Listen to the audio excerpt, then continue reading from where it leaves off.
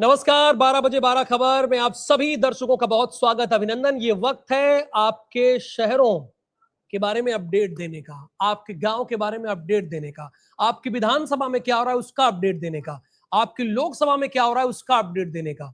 कहां प्रशासन की खामियां हैं, कहां सिस्टम की नाकामियां हैं, उसको उजागर करने का ये वक्त है। पत्रकारिता करने का, डंके की चोट पे पत्रकारिता करने का। और हमारे संवाददाता उत्तर प्रदेश में इसीलिए जाने भी जाते हैं। मेरा नाम राहुल सौमित्र है और अगले आधे घंटे आप उत्तर प्रदेश की खबरों से हमेशा अपडेट होते रहेंगे। लेकिन इन दिनों चर्चा क्या है कि कांग्रेस और समाजवादी पार्टी में गठबंधन। आज पता है, जब पार्लियामेंट शुरू होने वाली थी 11 बजे, उसके पहले अखिलेश यादव और राहुल गांधी की मीटिंग हुई है, मुलाकात हुई है और तकरीबन 10 मिनट उनकी बातचीत चली है। चूंकि कांग्रेस बार्गेन कर रही है, हालांकि हकीकत यह है कि उत्तर प्रदेश विधानसभा में अगर कांग्रेस की स्थिति देखी जाए तो केवल 2% लोग उसके साथ खड़े नजर आते हैं। मैं 2022 की बात कर रहा हूं। लेकिन कांग्रेस इस बार बार्गेन ज्यादा कर रही है, बिकॉज उसके सांसद जीत के चले आए, वो भी समाजवादी पार्टी का ही साथ था। बहुत स्वाभाविक सी बात है, लड़ाई बाइपोलर है।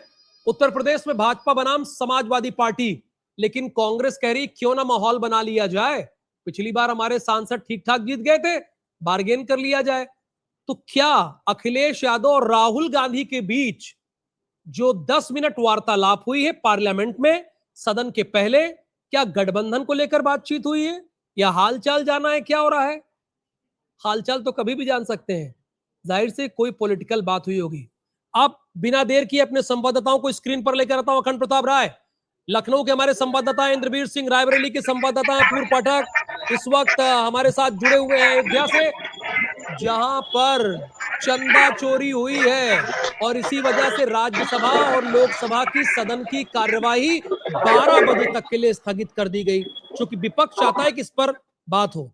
और सुशील कुमार हमारे साथ जुड़े हुए हैं सीएम सिटी यानी गोरखपुर से, छाता लिए हुए हैं। इसके मतलब लग रहा है कि बारिश वहां बहुत तेज हो रही है। अखंड, कहां आग लग गई है आपके यहाँ जवाहर भवन में, अभी क्या स्थिति है? राहुल, आपको बता दें कि इस वक्त हम जवाहर भवन में खड़े हैं और हजरतगंज स्थित जवाहर भवन है, सरकारी इमारत है और यहाँ पर कई सारे गवर्नमेंट ऑफिसेज हैं। और सबसे बड़ी बात है कि जवाहर भवन के ठीक हमारे पीछे बिल्डिंग आप देख रहे हैं, ये 4थे फ्लोर पर कैंटीन में एक आग लगी थी और करीब 10 बजे के करीब आग लगी थी और तमाम आधा दर्जन से अधिक गाड़ियां यहाँ पर फायर ब्रिगेड की आई थी, जिन्होंने कड़ी मशक्कत के बाद इस आग पर काबू पाया। लेकिन सबसे बड़ी बात है कि ठीक हमारे पीछे भी आप देख रहे होंगे कि छज्जा जो है वो गिर गया है। तो इससे कहीं ना कहीं इस बिल्डिंग पर भी सवाल खड़े हो रहे हैं कि आखिरकार क्या ये जो बिल्डिंग है, क्या ये पूरी जर्जर है, जर्जर स्थिति में है। क्योंकि जब यहाँ पर डिप्टी सीएम ब्रजेश पाठक आए थे, डीएम थे, तमाम जो आला अधिकारी थे, ज्वाइंट सीपी भी बबलू कुमार थे, यहाँ पर पहुंचे थे।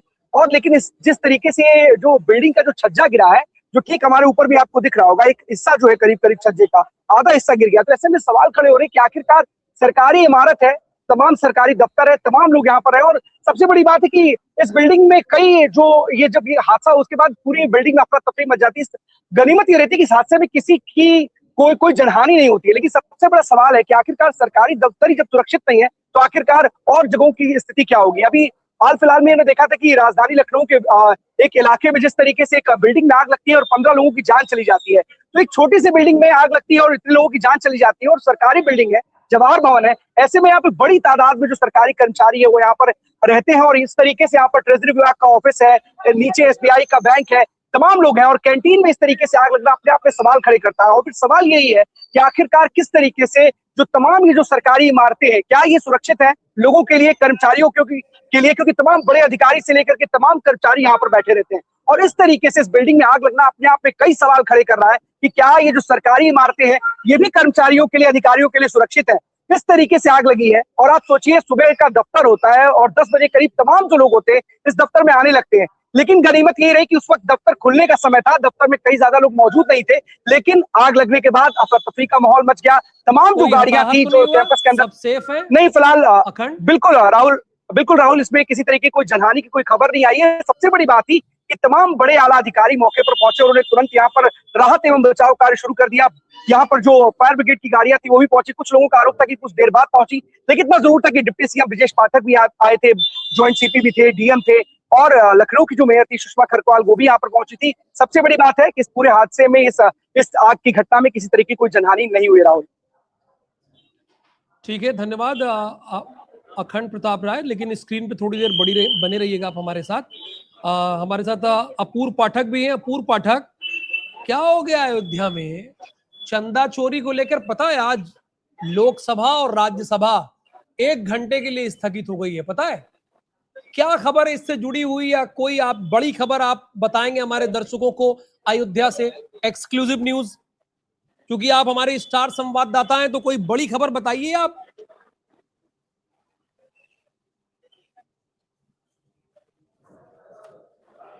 टिन्नू यादव और उनके भतीजे जो है मनीष यादव, उनका रिमांड था। रिमांड में कई सारे अहम पुख्ता सबूत निकल कर आए हैं। यानी कि चढ़ावा चोरी से जो अर्टिगा कार खरीदी गई थी, वो अर्टिगा कार पुलिस ने जब्त कर लिया, और एक बुलेट और कई पैसे बरामद हुए हैं, कई धनराशि बरामद हुई है, साथ ही प्रपत्र, कई दस्तावेज बरामद हुए हैं। और टिन्नू यादव जो है वो अपनी वाइफ यानी कि पूनम यादव के नाम से जो है कॉन्ट्रैक्शन कंपनी चलाता था, उसके नाम पे धांधली करता था। तो ये कई सारे कागजात निकल के आए हैं। और साथ ही एक बड़ी खबर मैं बताना चाहूंगा कि आज एसआईटी जो है वो सुप्रीम कोर्ट को अपना अंतरिम रिपोर्ट सौंपेगी। यानी कि आखिरी रिपोर्ट, जिस तरीके से बीते दिनों में यानी कि 13 जुलाई को जो सुप्रीम कोर्ट का फैसला होना था, उसके बाद सुप्रीम कोर्ट ने एसआईटी से जवाब मांगा था। तो एसआईटी ने कल देर शाम ही बंद का लिफाफे में दस्तावेज सुप्रीम कोर्ट के समक्ष कर दिए। हालांकि ये माना जा रहा है कुछ ही देर में एक बड़ा नतीजा देखने को मिल सकता है। जी, भगवान श्री राम के यहाँ चोरी हुई, चंदा चोरी हुई, और उस पर अर्टिगा कार बुलेट खरीद के भौकाल बनाया जा रहा है, और किसी को पता नहीं चला। अर्टिगा कार खरीद लिया गया, बुलेट खरीद ली गई, और जलवा जलाल दिखा के वहां चल रहे हैं, और लोग कहते हैं कि हम पाक साफ हैं। ये खबर बताइए आप अपूर्व आपने, कि बुलेट और अर्टिगा कार से जलवा बना रहे हैं, और भगवान राम जो राहुल यही नहीं, अगर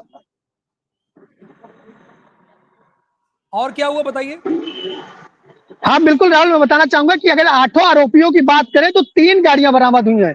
एक ब्रिजा कार है और एक स्विफ्ट डिजायर है, और साथ ही ये अर्टिगा, 3 गाड़ियां बरामद हुई हैं, एक बुलेट, अगर 8 आरोपियों के बीच की बात की जाए तो। और कई सारे ऐसे प्रपत्र जो निवेश किए। कितने ऐसे लोग हैं जिन्होंने अपने अरमान को किनारे रखा, जो कि 500 साल की तपस्या है, उन्होंने बुलेट नहीं खरीदी, लेकिन श्री राम मंदिर में चंदा दिया, चढ़ावा दिया, उनकी आंखों में आंसू आ गया। और इन लोग बुलेट खरीद रहे हैं, ब्रेजा खरीद रहे हैं, अर्टिगा खरीद रहे हैं, इंजॉय कर रहे हैं, और बड़े लोग जो ऊपर के लोग हैं आंख में पट्टी बांधे हैं, राम राम राम राम कर रहे हैं, है ना? सब मिले हैं। थैंक यू सो मच इस पूरी जानकारी के लिए। अवनीश अवस्थी, क्या खबर है आपके कानपुर से? अखंड, आप फ्री हैं?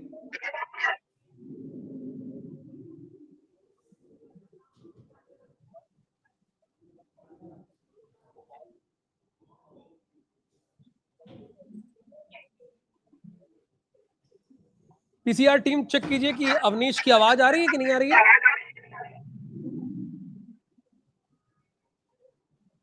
आवाज नहीं आ रही है अवनीश, आवाज नहीं आ रही, एक बार बोलिए फिर से।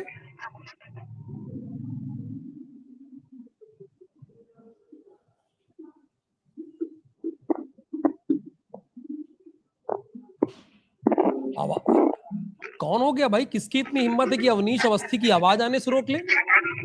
चलिए एक बार चेक कीजिए प्लीज, पीसीआर टीम एक बार चेक कीजिए, अवनीश अवस्थी की आवाज हम तक पहुंच नहीं रही है। सीएम सिटी से सुशील कुमार हमारे साथ जुड़े हैं। सुशील, बारिश उधर बहुत हो रही है क्या गोरखपुर में?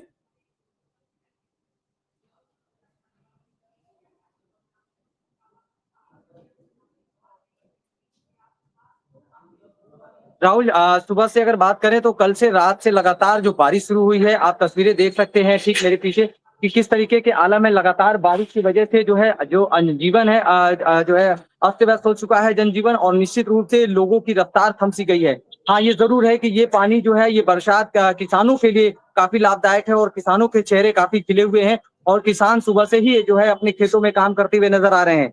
दूसरी एक बड़ी खबर की बात करें तो गोरखपुर में एम्बुलेंस, जो अवैध एम्बुलेंस है, जो सरकारी अस्पतालों पे, खासकर बीआरडी मेडिकल कॉलेज पे खड़े होकर के, और जो तीमारदार और जो मरीज आसपास के इलाकों से या दूर दराज इलाकों से आते हैं बीआरडी मेडिकल कॉलेज में इलाज कराने के लिए, उन्हें जो है बहला फुसला करके और प्राइवेट अस्पतालों में ले जाते हैं। क्यों? क्योंकि उनका वहां पे कमीशन सेट रहता है। इस कमीशन में भी सरकारी अस्पतालों से और बीआरडी मेडिकल कॉलेज जैसे बड़े संस्थानों से ये प्राइवेट एम्बुलेंस बाहर खड़े होकर के उन्हें बरगला करके ले जाते हैं। ऐसे में गोरखपुर की पुलिस ने 18 एम्बुलेंसों को सीज किया है और एक बड़ी कार्रवाई की और साथ ही 5 जो है चालकों को हिरासत में लिया और उनसे भी पूछताछ कर रही है। और पुलिस की माने तो एक बड़ा जो ये रैकेट काम कर रहा है, ये इसको लेकर के पुलिस लगातार तफ्तीश कर रही है और आने वाले समय में किन-किन अस्पतालों में लेके जाते थे या इनका नेटवर्क कहाँ-कहाँ फैला है, इसको लेकर के भी पूरी तरह से तफ्तीश कर रही है और एक बड़े नेटवर्क के खुलासे की बात कर रही है। जी राहुल।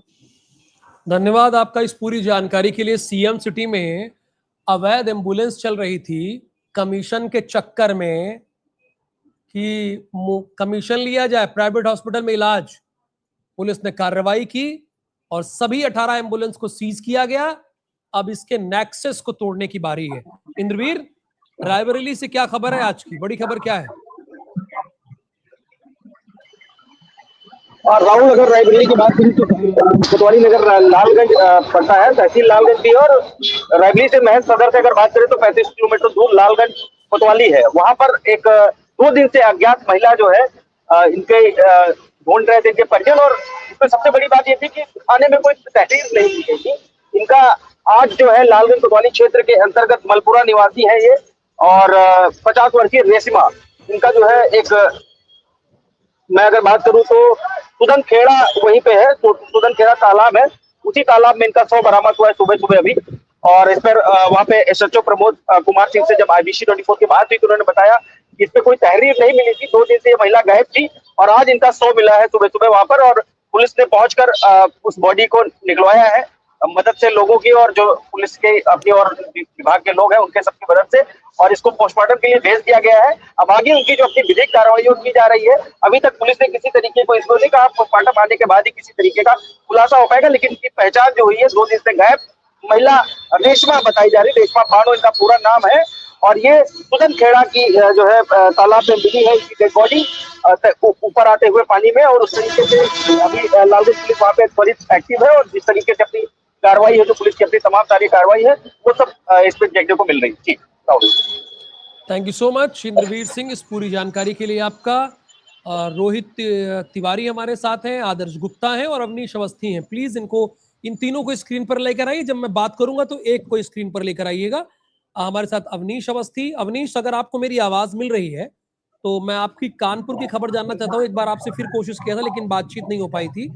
अभी अगर आप बताइए, एक बार कोशिश और करते देखिए हैं। राहुल, बिल्कुल राहुल, मैं आपको बता दूं कि कानपुर में सुबह से ही बारिश का मौसम है और लगातार बारिश हो रही है, जिसके चलते जो है कानपुर में जो मौसम विभाग उसने अलर्ट भी जारी कर दिया है कि जो जरूरत पड़ने पर ही बाहर निकले। और सबसे बड़ी खबर जो है, दर्दनाक एक खबर जो आपको बता दूं कि कानपुर नगर से लगा हुआ जो जिला है कानपुर देहात, वहां पर एक दर्दनाक हादसा हुआ है जहां पर एक चलती कार में आग लग गई, जिसमें 2 जो लोग हैं वो उसी कार के अंदर जल गए और जल करके उनकी उसी में ही मौत हो गई। जिसके बाद जब पुलिस और फायर ब्रिगेड मौके पर पहुंचती है तो उनकी स्थिति ऐसी थी कि उनकी शिनाख्त भी नहीं की जा सकी थी। जिसके बाद में काफी देर बाद जब आग को बुझाया गया और आग बुझने के बाद में जब उसको पता लगाया गया तो पता चला कि जो 2 युवक थे वो कानपुर के रहने वाले थे। कानपुर का एक ओम शुक्ला जो कि बर्रा का रहने वाला था और एक अजीत सिंह जो है जो कि मेहरबान सिंह पुरवा के रहने वाले थे। इन दोनों की उसी कार में जल करके दर्दनाक जो मौत हो गई है। वो ऐसे विजुअल है, ऐसे विस्तृत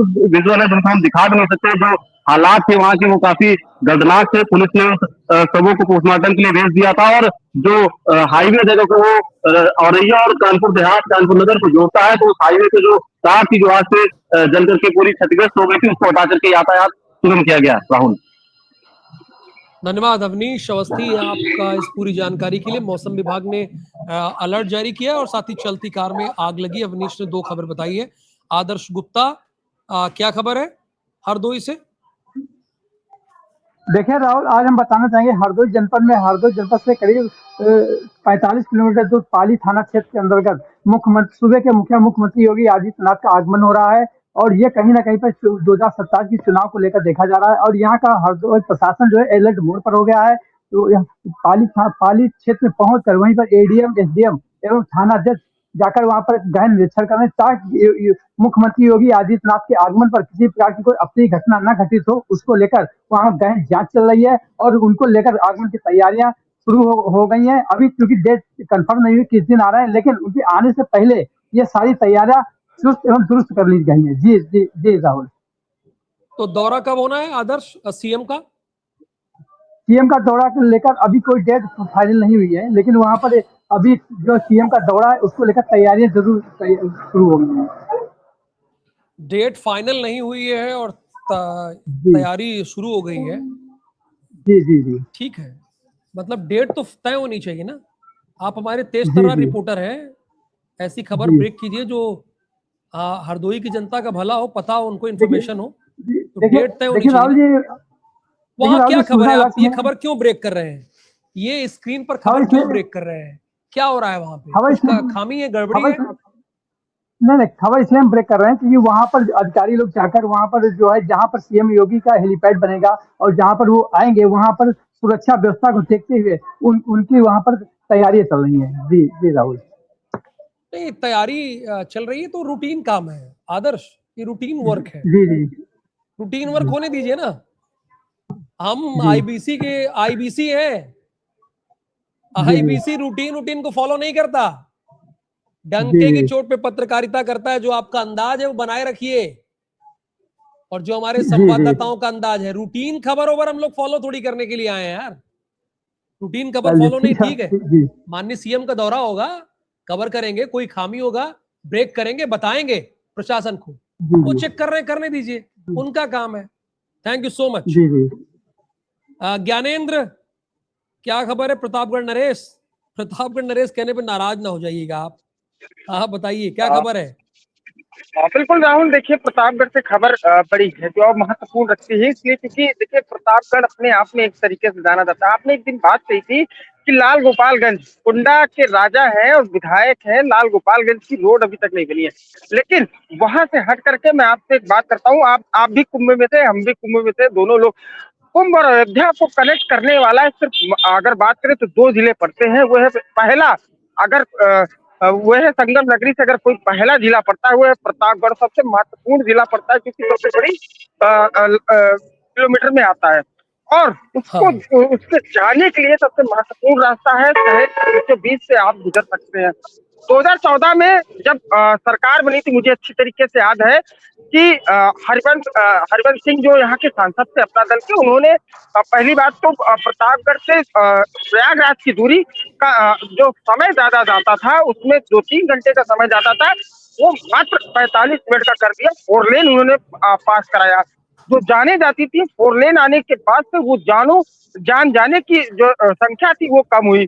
4 लेन के बाद उन्होंने नितिन गडकरी, मुझे बहुत अच्छी तरीके से याद है, नितिन गडकरी 2016 में आए थे बुकियामंग फ्लाईओवर का उद्घाटन करने के लिए। तो उन्होंने साफ तौर पर वहीं से, न कोई मैनिफेस्टो था न कुछ था,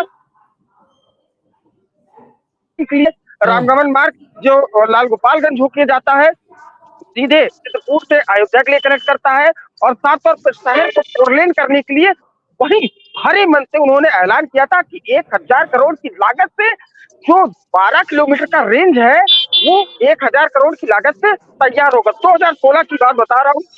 उसके बाद से इस जहां मैं खड़ा हूँ और शहर के बीचों बीच में खड़ा हूँ, इसका 2000 करोड़ जो है रेट बढ़ाया गया, कह सकते हैं ठेका दिया गया। और 4 ठेकेदार चेंज हुए, 4 ठेकेदारों में, और 2025 में इस 12 किलोमीटर को कंप्लीट करना था। महाकुंभ को लेकर की तैयारियां थी। बाईपास नितिन गडकरी ने 2016 में ही ऐलान कर दिया था जब यहाँ पे सरकार सपा की थी। उन्होंने अपनी ओर से पास किया था कि बाईपास अभी तक कुंभ में हैंडओवर देना था, कुंभ में बाईपास नहीं हुआ। अभी आपके हाथ में फोन है और केवल आप प्रयागराज से अयोध्या के लिए गूगल मैप में अगर आप लोकेशन डालेंगे तो शहर के बीचों बीच से जाएगा, ना कि बाईपास से। मैंने इससे पहले भी खबर दिखाई थी। और काम को लेकर की इतनी बड़ी लापरवाही की, कह सकते हैं कि सरकार,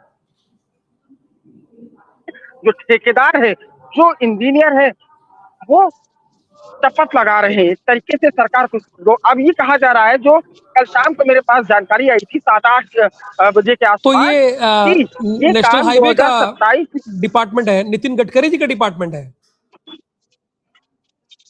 बिल्कुल। और अभी तक नहीं बना। बिल्कुल, देखिए 2016 से इस पे काम लगा हुआ है राहुल। मैं फिर से रिपीट कर रहा हूँ, 2016 से काम लगा हुआ है। 1082 करोड़ की लागत से ये पहले 12 किलोमीटर का जो है सेंक्शन पास हुआ था, नितिन गडकरी जी ने पास किया। फिर अर्ध कुंभ आया 2019 में, फिर महाकुंभ आया।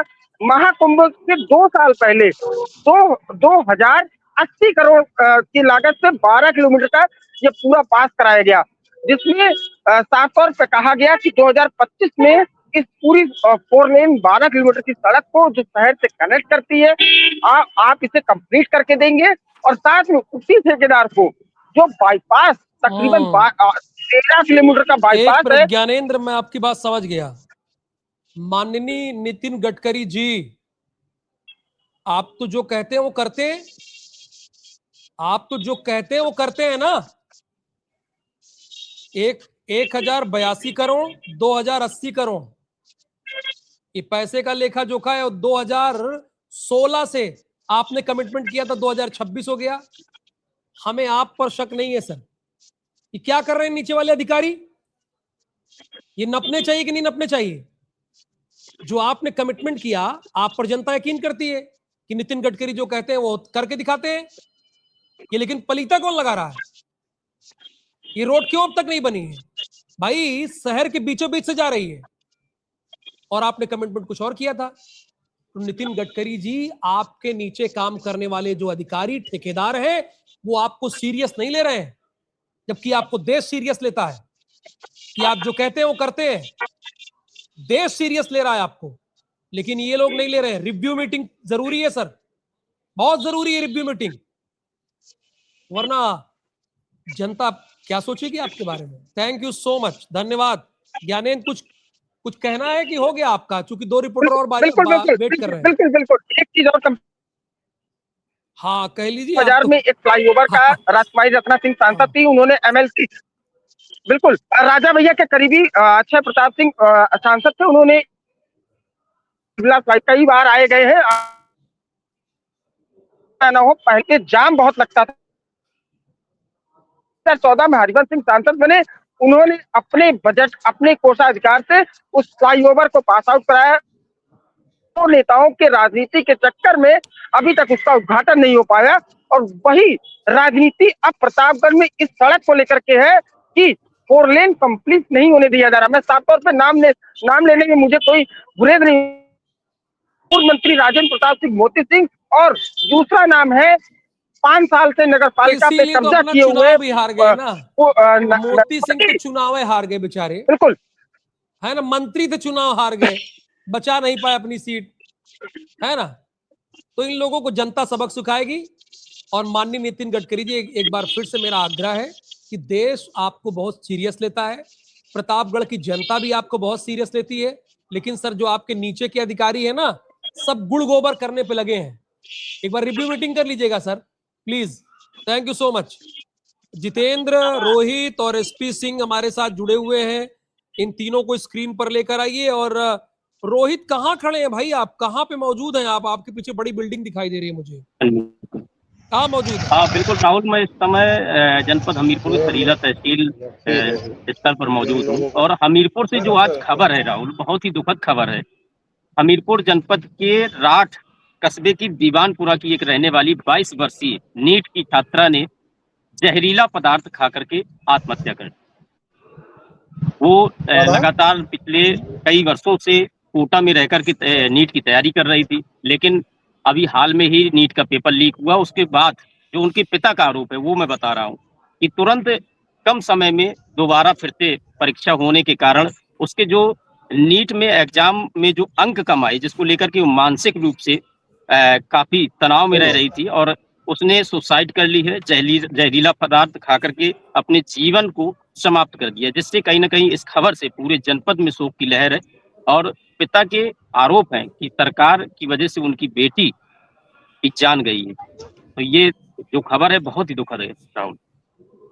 धन्यवाद। बिल्कुल, इसमें कोई दो राय नहीं, दुखद खबर तो है, हमारी संवेदना भी है। बहुत धन्यवाद आपका इस जानकारी के लिए रोहित। जितेंद्र, बस्ती से खबर क्या है? बिल्कुल बता दें कि राहुल, जिस तरीके से मुख्यमंत्री योगी आदित्यनाथ का 10 तारीख को दौरा था, लेकिन उस दौरे के दौरान कहीं ना कहीं उनकी सुरक्षा में भारी चूक होते हुए दिखती हुई नजर आ रही है फिलहाल। कैसे? क्योंकि एक व्यक्ति है, एक संजय सिंह नाम का एक व्यक्ति है जो मुख्यमंत्री के करीबी, यानी उनकी जो लाइनें होती है जहाँ पे मुख्यमंत्री से मुलाकात की जाती है उन्हें, वहां वो पहुंच जाता है। फिलहाल वो आपराधिक तरीके से मुकदमा भी दर्ज है, जेल भी जा चुका है। लेकिन इस मामले में जब एडीएम से बात की तो उन्होंने बताया कि जो सूची तैयार की थी उस सूची के आधार पर लोगों को जब वहां पे भेजा गया, लेकिन वहीं ना कहीं जो सूची वायरल हुई थी उस सूची में संजय नाम का जो व्यक्ति है जो आपराधिक किस्म का है उसका उस लिस्ट में नाम नहीं है। जब इस बारे में पुलिस अधीक्षक से भी बात की तो उन्होंने बताया कि जिस तरीके से जो जानकारी सामने आई है, अब जो वीडियो फुटेज है, जो इलेक्ट्रॉनिक एविडेंस है, वो सारे खंगाले जा रहे हैं। अगर वीआईपी एंट्री में उसकी कैसी हुई, वीआईपी जो मूवमेंट जहाँ पे होता है वहां वो कैसे पहुंचा, जो आपराधिक किस्म का व्यक्ति है ऑलरेडी जेल भी जा चुका है, तो कहीं ना कहीं भारी जो चूक देखी जा रही है। पुलिस अधीक्षक ने साफ बताया कि इलेक्ट्रॉनिक एविडेंस भी खंगाले जा रहे हैं। अगर वो दोषी होगा, साथ फर्जी किस तरीके से बना हुआ इसकी भी जांच की जा रही है। अगर वो आरोपी है तो उसे जल्द गिरफ्तार कर जेल भी भेजा जाएगा। राहुल, सीएम सुरक्षा की चूक से जुड़ा हुआ ये मामला है, इससे हमारे संवाददाता अपडेट किया है। इस मामले में क्या है जितेंद्र ने, धन्यवाद जितेंद्र आपका इस पूरी जानकारी के लिए। एसपी सिंह हमारे साथ जुड़े हुए हैं, सुल्तानपुर के हमारे रिपोर्टर हैं। कहाँ खड़े हैं आप? आपके पीछे नरेंद्र मोदी का पोस्टर दिख रहा है, कहाँ है, क्या किस मीटिंग में है आप? सुल्तानपुर जनपद में आज सामूहिक विवाह का प्रोग्राम रखा गया है। 20 और 21 2 दिन ये प्रोग्राम रखा गया है, जिसमें आज प्रथम दिन 477 लोगों का परिणय सूत्र में जुड़ने का प्रोग्राम रखा गया है। वहां जहां प्रोग्राम चल रहा है लगभग 500 मीटर पीछे, वहां केनाई का जो है फरीदीपुर का वहां जैमर लगने की वजह से आपको बताते चले दर्शकों को नेटवर्क की बड़ी समस्या है। लेकिन शासन की तरफ से, प्रशासन की तरफ से सारी व्यवस्थाएं और पुलिस प्रशासन अलर्ट मोड पे है। शादी का प्रोग्राम बहुत बढ़िया से चल रहा है, पूरे सब बैठ चुके हैं, शादी की तैयारी चल रही है, शादी हो रही है। और वहीं खाने पीने की भी पूरी व्यवस्था विभाग की तरफ से की गई है। और कल भी ये शादी होगी। अब आज शाम को ये नया अपडेट ये बताएंगे कि कल कितनी जोड़ों की शादी होगी। आज बहरहाल 477 जोड़ों का बड़े सूत्र बनने की शादी की आज प्रोग्राम यहाँ फरीदीपुर केनाई में रखा गया है। काफी बड़ा प्लेस है, उसी में सारी व्यवस्थाएं जो है, काफी बड़ा स्टेज लगा हुआ है, उसी में सारी व्यवस्थाएं आज यहाँ पे की गई हैं। बहुत धन्यवाद एसपी सिंह बघेल इस पूरी जानकारी के लिए। तो सुल्तानपुर में सामूहिक विवाह का कार्यक्रम रखा गया है 20 और 21, और आज 477 जोड़े का विवाह होगा, यानी परिणय सूत्र के बंधन में बंधेंगे। बहुत धन्यवाद इस जानकारी के लिए। और 12 बजे 12 रिपोर्टर में आप हमारे साथ जुड़े दर्शकों का भी बहुत बहुत धन्यवाद। नमस्कार।